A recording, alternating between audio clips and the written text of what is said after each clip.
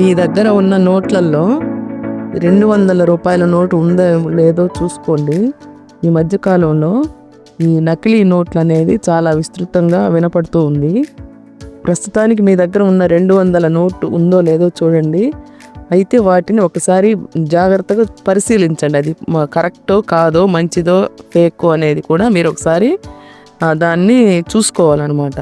ఈ మధ్య కాలంలో నకిలీ నోట్ల చలామణి బాగా పెరిగిందని ఇటీవల చాలా ఘటనలు, ఉదాహరణలు వస్తూ ఉన్నాయన్నమాట. చాలా నోట్ల నకిలీ కరెన్సీ ముద్రించి చలామణిలోకి తెస్తూ ఉన్నారు. ముఖ్యంగా ఈ రూ. 500 నోట్లు ఉన్నాయి కదా, దానికి సంబంధించింది రూ. 500 నోటు గత 5 సంవత్సరాల్లో చాలా వరకు పెరిగింది. సో అలాగే ఈ 200 నోటు కూడా ఈ ఫేక్ కరెన్సీ ఉందని చెప్పి